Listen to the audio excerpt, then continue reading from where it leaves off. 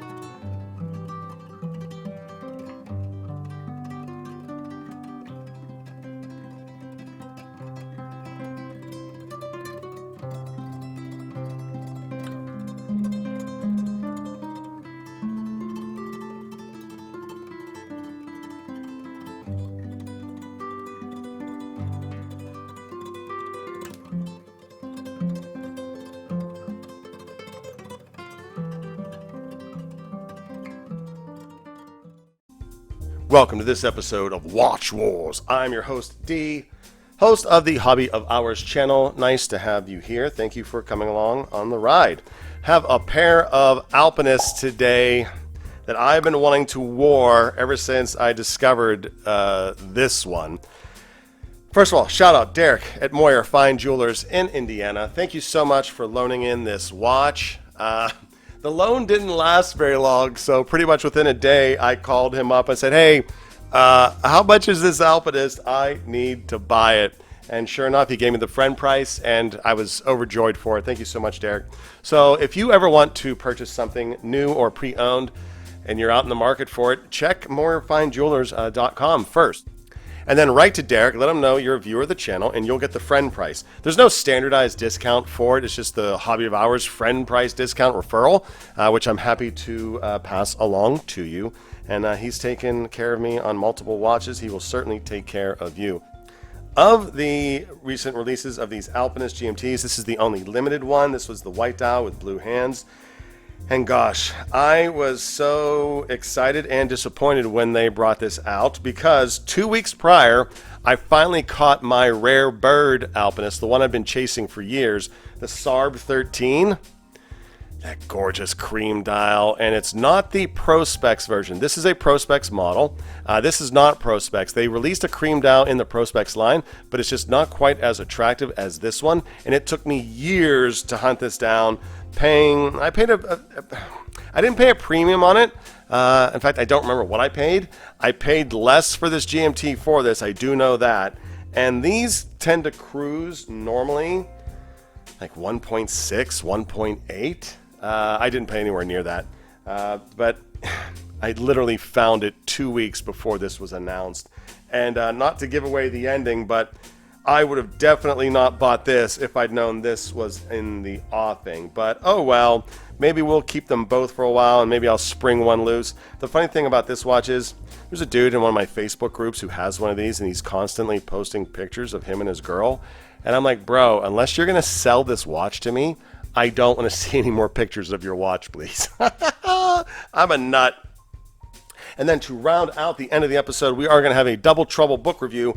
We've got the history of the Speed Timer book from Santiago Ryugo, who I've had this book for years. And then he recently released this book, which includes a history of the Alpinist plus Speed Timer. So I don't know if these have any redundant overlap. We'll take a peek at that in a moment once we get through the watch war. Jumping into the actual war part of the watch war, had to add a 26th criteria to the list. I realized I'd left out the lug-to-lug measurement analysis as a possible point. It's not going to play ball here, but it might in the future. So we are up to 26 criteria.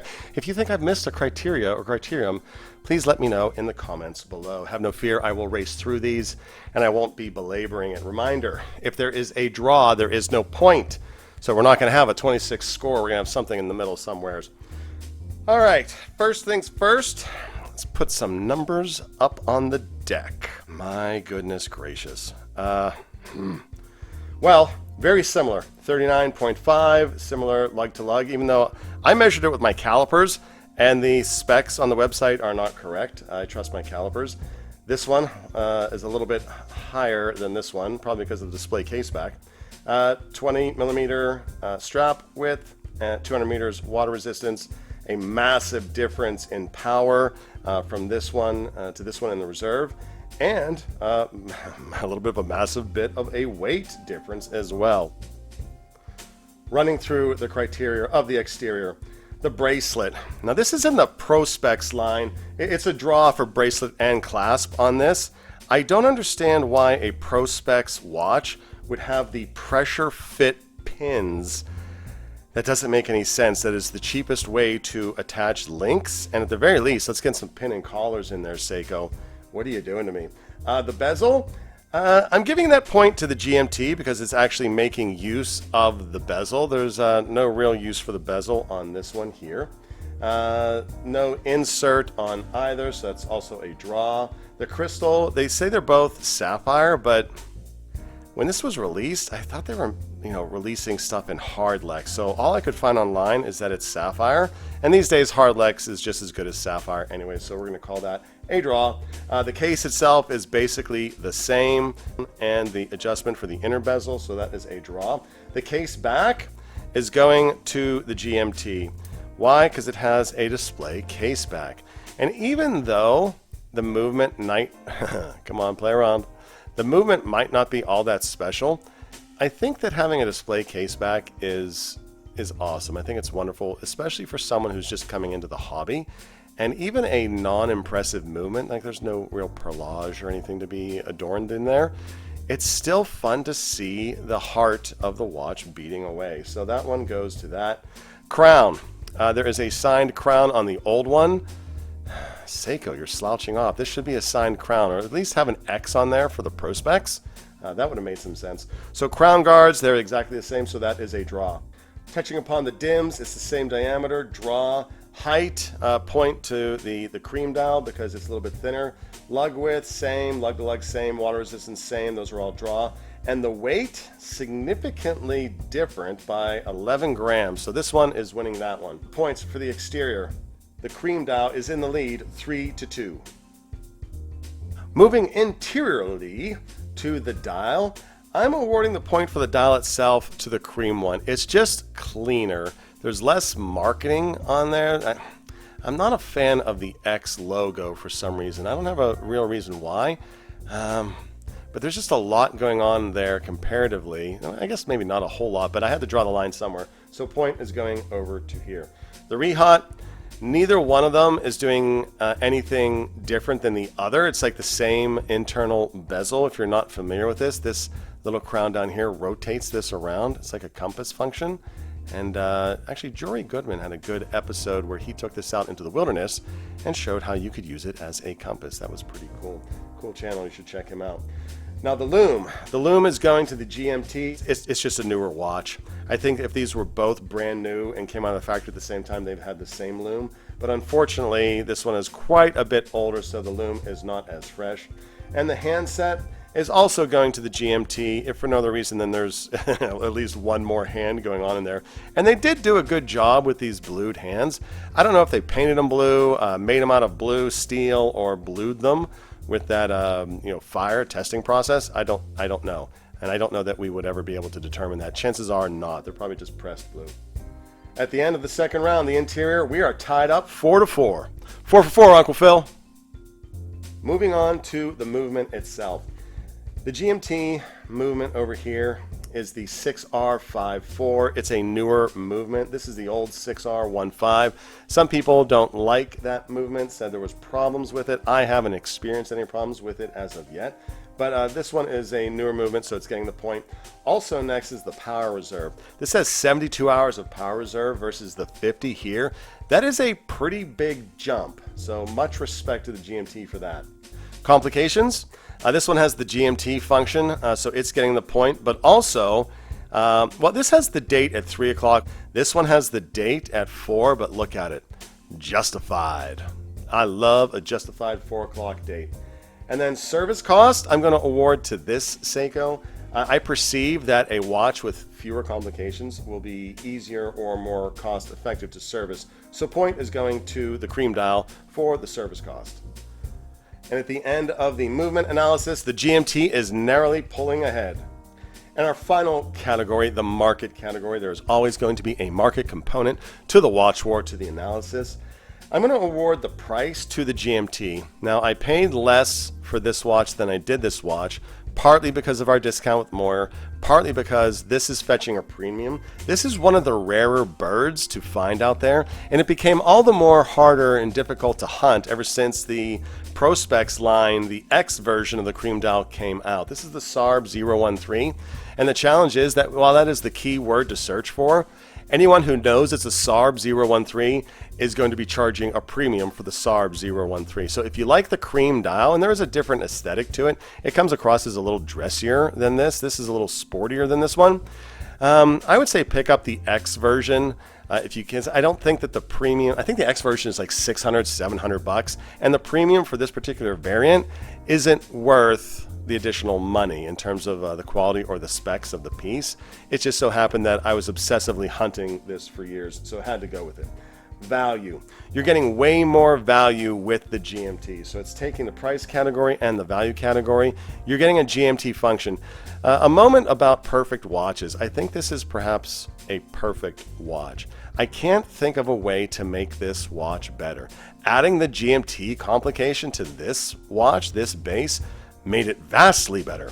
And I can't think of a way to make it better. So much respect to the watch. Now, resale. Resale value point is going to the cream dial. Why? This is always going to be worth what I paid and more because they're simply not making any more of them. Now, throughout the course of a market value journey, depending on when these are fully depleted from the market and not available, I think there's around 2,000 of them. This may soar to higher prices than this, but as it currently stands today, and ostensibly for the next 4 to 6 months, this will be worth, or will frankly will cost you more than one of these on the open market, speaking generally. So there you have it, our watch war. The watch war winner is the GMT. Somewhat no surprise. Let's get both of these bad boys on wrist and see how they look. On my 6.5-inch wrist, that 39.5 is looking rather choice. It's a little bit thicker. Actually, no, it's quite a bit thicker. 1.4 millimeters is just a little bit more. It's because of that display case back. I don't mind it. It wears very natural for me. It wears really rather lovely. And I'm excited to try out some other straps. I think this strap is brown, or let's see, what is this? It's like a charcoal brown. I don't know. I'm going to put this on some blue leather, or maybe a blue NATO. That would pick up, like maybe a blue NATO with a cream or a white stripe. That would look pretty rad. Boom. So wears a little bit thinner, just a little bit thinner.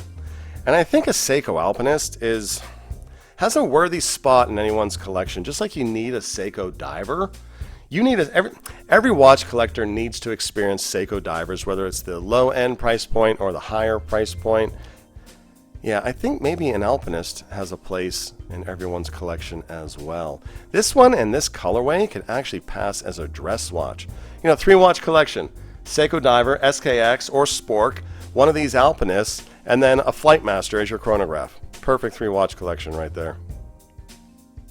Diving right into the books, link in the description below. If you want to pick one of these up, I can point you to the author and the website to do so. I actually connected with him directly to buy this one once I found out it had come out. All right, going into the Speed Timer book. Let's see how many pages we got. 200. Ooh, wow. That was one. Okay, this is the Seiko Monaco model line. And I still kind of want one of those. What are you going to do? I'm a watch nut.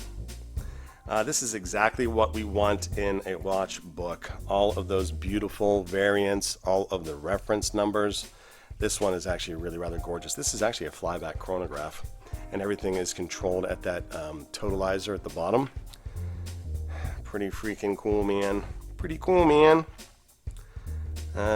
Yeah, great book. This I love. I can't read the kanji, but I can see the numbers, references, and the images, and that's really all I need to go on a watch hunt. Count me in. This is perfection. Absolute perfection. Tons of pictures. the correct reference numbers. Oh, even a little bit of English in there. Although if I'm being honest, I don't really read. I like to see the pictures.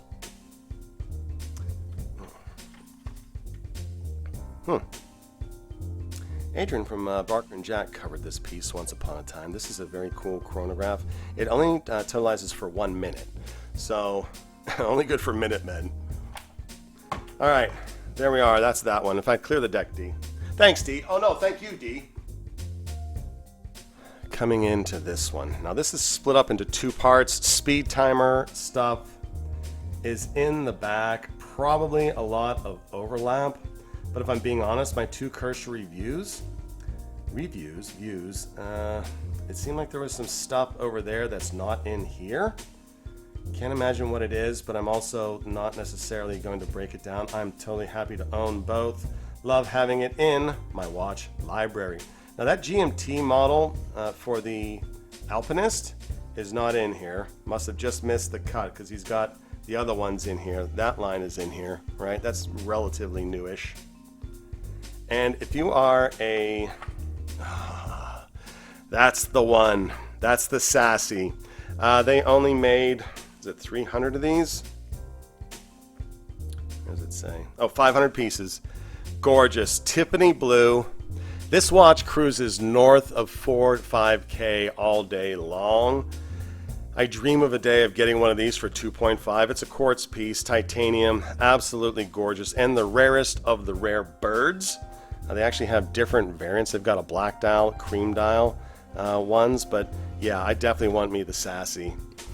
Oh, there's the blue one, blue Alpinist. Oh, here's the shark teeth. I have one of those. Oh, there's both of my babies, my 13 and my 15.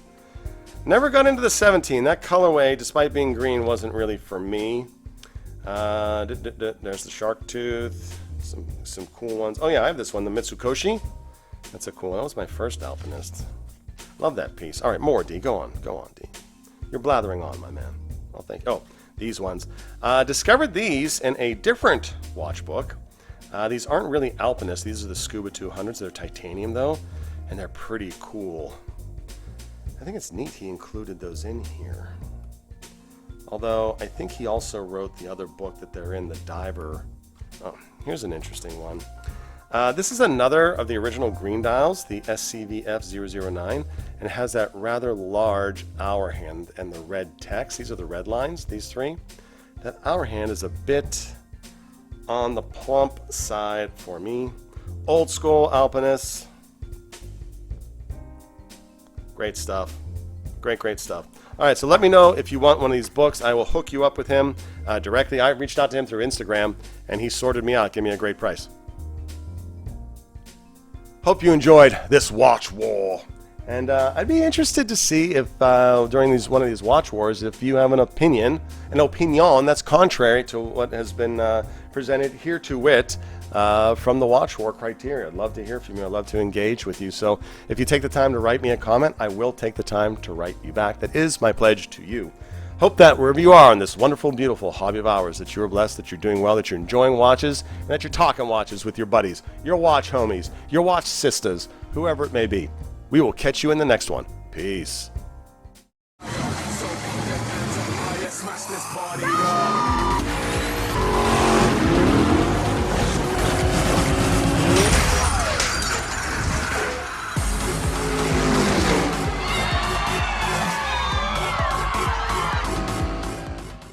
Pick up a book.